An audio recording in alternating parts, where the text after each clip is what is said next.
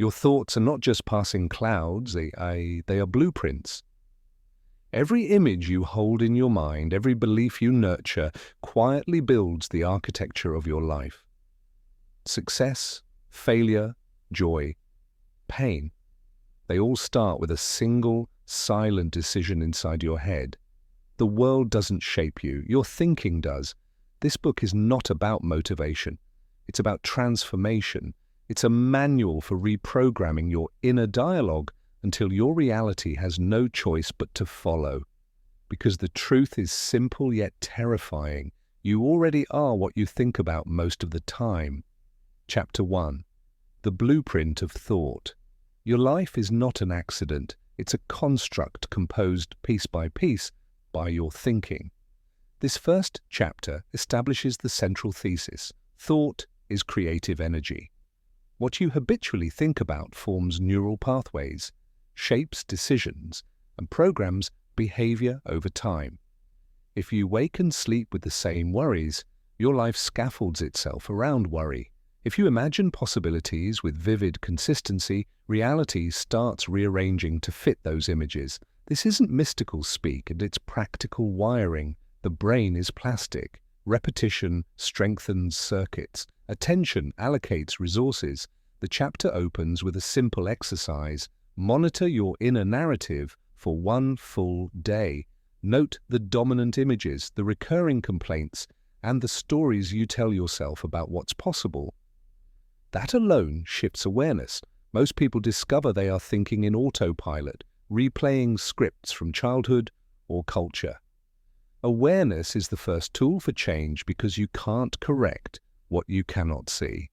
Next, the chapter walks through deliberate replacement. Replace a repetitive complaint with a short, precise counter-image. If you worry about failing an interview, rehearse the exact handshake, the tone of your voice, the question you'll answer sharply. Sensory-rich rehearsal engages the brain's motor and emotional systems, making imagined success feel statistically more probable. Then the chapter presents the 2-minute rule. Every time an old negative thought arrives, spend 2 minutes imagining a specific, actionable outcome that feels better. That practice reassigns emotional value to future possibilities and increases approach behavior. Finally, the chapter emphasizes story. Your mind interprets data through narrative. Rewrite the script you live by. Swap victim language for author language. Instead of "I'm unlucky," write "I'm learning the variables that will create my luck." This linguistic shift is small but catalytic. By the end of the chapter, you accept one practical promise. Thought is not harmless, it's the blueprint. Begin building intentionally. Chapter 2. The Power of Inner Dialogue. You talk to yourself all day. That internal commentary shapes moods, decisions, and the trajectory of your day. This chapter examines the neglected power of inner dialogue and gives precise tools to transform it. Start by noticing tone. Is your internal voice an ally or an opponent? Most people live with a critic who narrates limitations in a way that undermines action. The remedy is not silencing the critic, but reframing its advice into constructive feedback. The chapter teaches the editor shift. When the inner critic speaks, ask 3 practical questions out loud. Is this true? Is it useful? What's one next step? That triad turns rumination into data. Next, we install evidence-based counterstatements. For each recurring negative thought, craft a short corrective statement backed by past evidence. If you think, "I always mess up presentations," counter with, "I have prepared and delivered 3 clear points at XYZ times." Evidence anchors belief in the factual, reducing drama. The chapter also explores voice training. Speak to yourself like a coach, not a bully. Coaches focus on process, not identity. Replace "you're an idiot" with "you made a mistake. What will you do next?" That creates a future-oriented mindset. Finally, practice conversational rehearsal. Before a stressful encounter, hold a short internal dialogue where you role-play the best possible exchange. This prepares emotional and cognitive systems and improves real-world performance. By the close of the chapter, readers understand that inner words are not private fluff. They are action commands. Adjust them deliberately. Chapter 3. Visualizing outcomes, not fantasies. Imagination scales when it is disciplined. This chapter separates fantasy from productive visualization and offers a specific protocol to harness mental imagery for performance, not escape. Fantasy wanders. Visualization follows a structure, concrete sensory detail, emotional clarity, and an immediate action step. Start with sensory detail. What do you see, hear, touch at the success moment? The brain responds to specificity. Vague wishing fails to create neural fidelity. Next, attach a low-level emotion you can tolerate. Confidence, calm, focused energy, rather than grand euphoria that feels unbelievable. Then pair the visualization with an imminent action. What will you do in the next hour to move toward that image? This coupling strongly links imagination to behavior. The chapter also introduces micro-visualization, 2-minute rehearsals done 3 times daily for important tasks. Short, repeated visual practice outperforms occasional long fantasies. There's an exercise to test realism. After a visualization session, take one small action immediately. If the action feels aligned, the visualization is useful. If it causes avoidance, the image is likely fantasy and needs grounding. Practical case studies show writers, athletes, and entrepreneurs using tight visualization loops to improve output. The final section warns against using visualization as procrastination. The map is worthless without the journey. Use imagery as scaffolding for work, not as a substitute for it. Chapter 4. Belief. The operating system of reality. Beliefs evaluate possibility. They are the operating system that interprets experience. This chapter explains how deep beliefs form and how to update them pragmatically. Beliefs are not truths. They are condensed hypotheses built from repeated evidence and emotional weight. To change a belief, you must create new evidence and reassign emotional importance to that evidence. The chapter gives a 3-step belief update method. Identify the core limiting belief, gather disconfirming data, and run micro-experiments to amplify positive evidence. For example, if you believe you're not creative, gather small artifacts of creativity you've produced in the past week and put them in a visible folder. Conduct tiny creative sprints and log results. The accumulation of these micro-evidences alters the emotional weight of the old belief. The chapter also warns against identity traps. When beliefs are conflated with self-story, I'm the kind of person who fails, they become self-fulfilling. Use externalization language, the pattern of failing in X contexts, so you can target variables without declaring yourself immutable. Finally, the chapter teaches belief hygiene, regular audits of core assumptions, and replacing absolute language, I always, with probabilistic language, often in situation Y, I tend to. This subtle shift frees you to test alternative hypotheses and to redesign your outcomes. Chapter 5. The Habit Bridge. Thought to action. Thinking alone doesn't change a life. Habits translate thought into lived reality. This chapter shows how to design habit bridges, tiny, repeatable actions that connect an improved thought pattern to real-world behavior. We introduce the anchor trigger reward model with applied examples. The anchor is a stable part of your routine: morning coffee, brushing teeth. The trigger is the thought cue, a reframed inner statement. The reward is immediate reinforcement. For instance, if your new thought is, "I am a person who writes daily," anchor the habit to your morning coffee and set a 2-minute writing target. The reward is a small checkmark on a visible tracker and a short, celebratory gesture. Start micro, tiny behaviors avoid resistance and compound into identity. Chapter 6. Attention, the currency. You spend attention is finite currency. Where you invest it compounds into skills, relationships, and reputation. This chapter teaches attention economics, allocate, protect, and audit. Begin with allocation. Decide 3 domains that deserve 80% of directed attention for the quarter. This forces prioritization and prevents scatter. Protect attention via boundaries, scheduled deep work blocks, notification discipline, and short attention rituals. Breath, 2-minute focus warm-up. Chapter 7. Emotional mastery. Using feelings, don't be used by them. Thoughts and habits interact with feelings. Emotional mastery doesn't mean suppression, it means skillful regulation.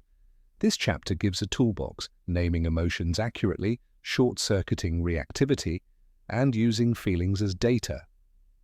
Start with naming. Label your emotion precisely: tired, disappointed, restless.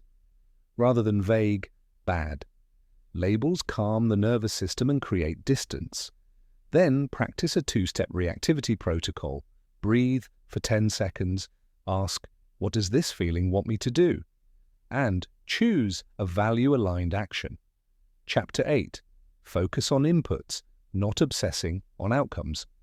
Outcome, obsession, paralyzes. This chapter redirects attention to inputs, the controllable routines and practices that reliably produce desired outcomes. Use a simple inputs matrix. List high-leverage behaviors that predict result X and measure them weekly. For a writer, inputs are words written. For an entrepreneur, customer interviews.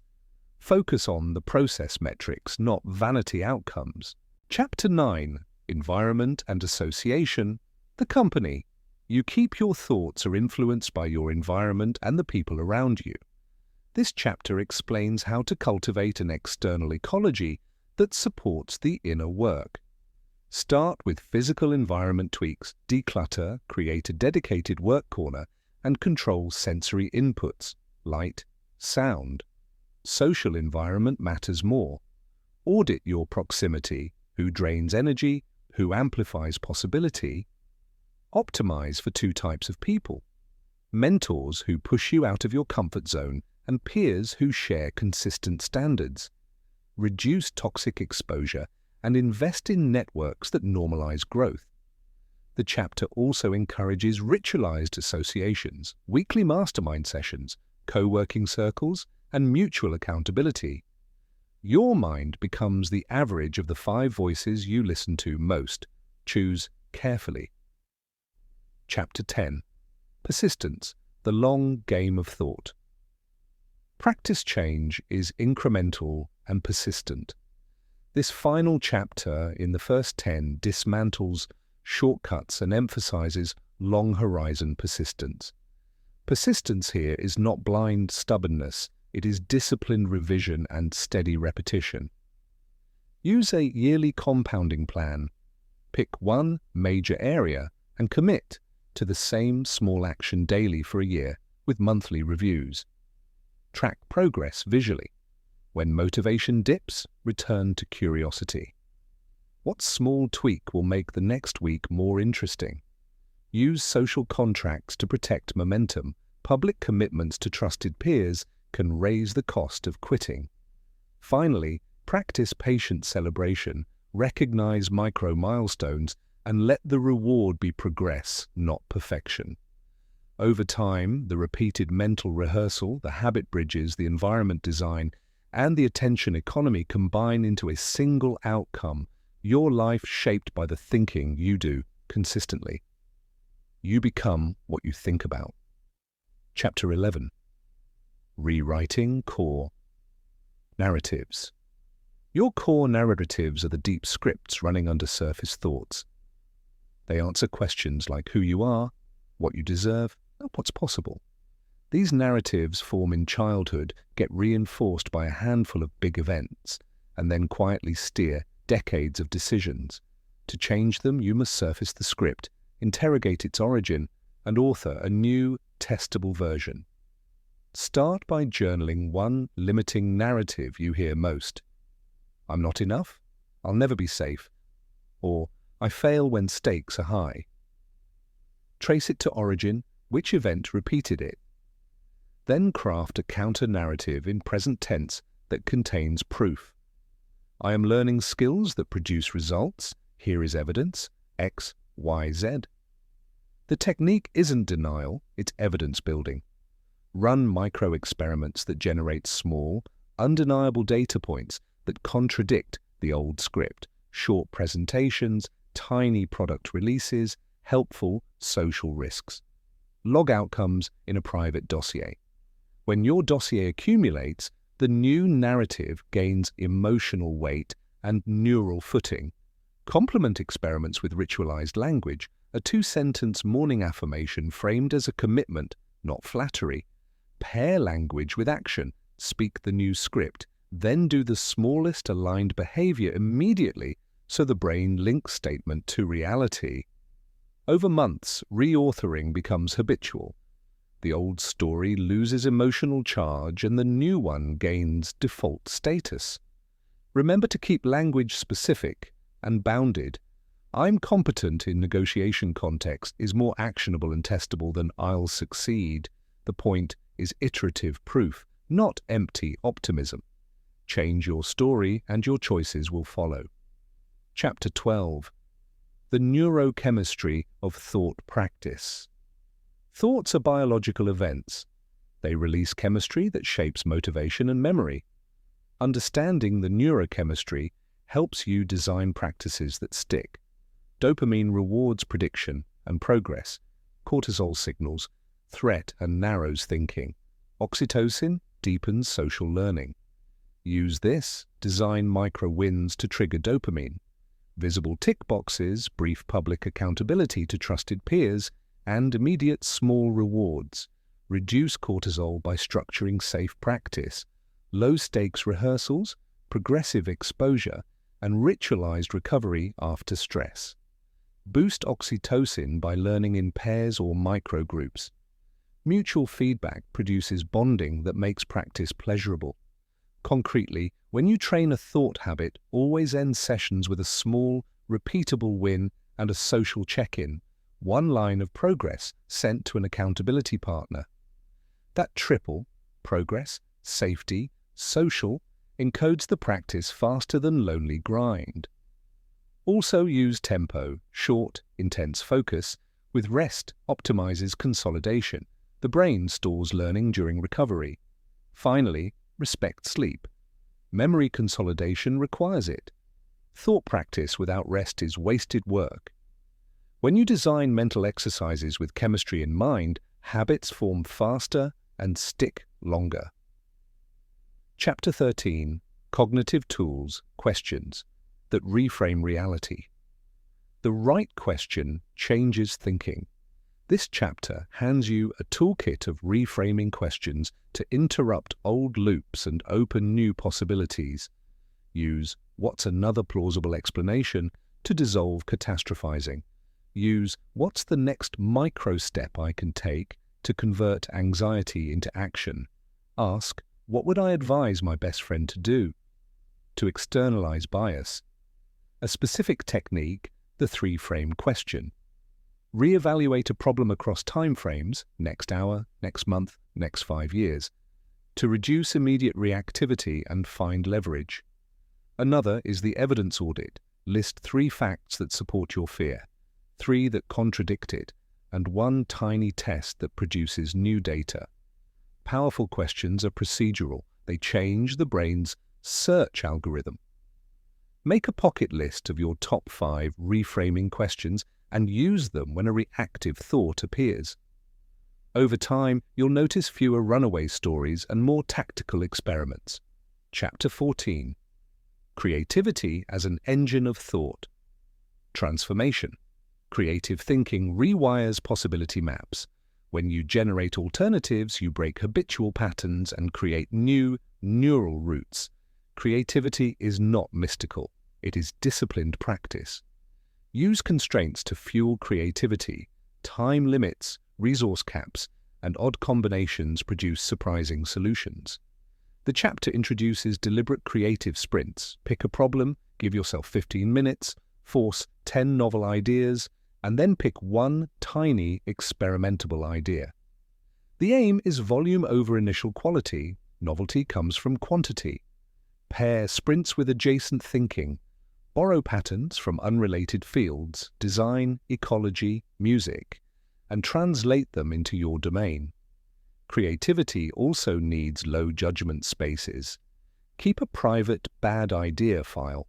Some of today's ridiculous thoughts are tomorrow's breakthroughs when refined. Finally, ritualize curiosity. A weekly mini field trip, a podcast, a museum clip, a different neighborhood, injects fresh inputs that your mind recombines into new strategies.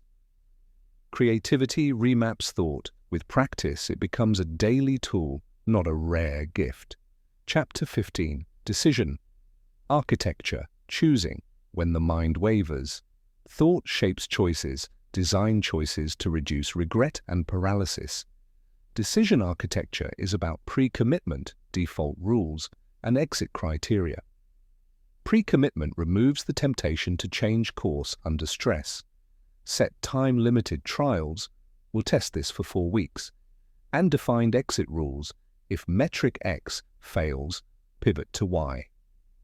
Defaults simplify life, automate contributions, set calendar rules, and create fallback plans so decisions don't deplete attention. Exit criteria prevent sunk cost traps, predefine what constitutes failure, and the exact steps to close or iterate. Use cost-limited experiments to reduce fear. Small bets produce learning with low downside. Chapter 16. The role of solitude in thought mastery. Solitude is the laboratory for deep thought. Quiet time allows incubation, synthesis, and self-confrontation. But not all solitude is productive. Purposeless isolation breeds rumination. Structure solitude with intent, scheduled idea sessions, reflective walks with a single question, or 90-minute deep focus blocks for synthesis. Use solitude to interrogate assumptions, write extended reflections, and test narratives without external noise. Pair solitude with input windows, alternate between absorbing new material and long stretches of synthesis. Solitude is also the ultimate training ground for internal dialogue. Practice speaking kindly, rehearsing future scenes, and sitting with discomfort until it loses urgency. Chapter 17. Teaching your mind new skills, meta-learning. Meta-learning is learning how to learn. If thought patterns are software, meta-learning is the update tool. Start by mapping how you learn best, visual, auditory, kinesthetic, and then design learning loops around that. Use spaced repetition, interleaving topics, and immediate application to cement ideas. For thoughts, apply micro-practice. Rehearse mental reframes, test them in low-stakes context, and reflect. Use transfer tasks. Apply a cognitive tool in 3 different domains within a week to force generalization. Keep a learning log with brief entries. Idea tested, context, result, tweak. Chapter 18. Social proof and thought, using groups to stabilize.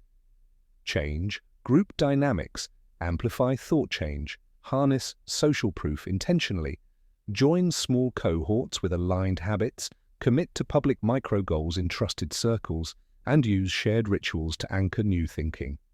Peer accountability isn't vulgar exposure, it's scaffolding. A simple pattern: announce a 30-day micro-experiment to 3 committed peers, report weekly, and rotate roles as giver and receiver of feedback.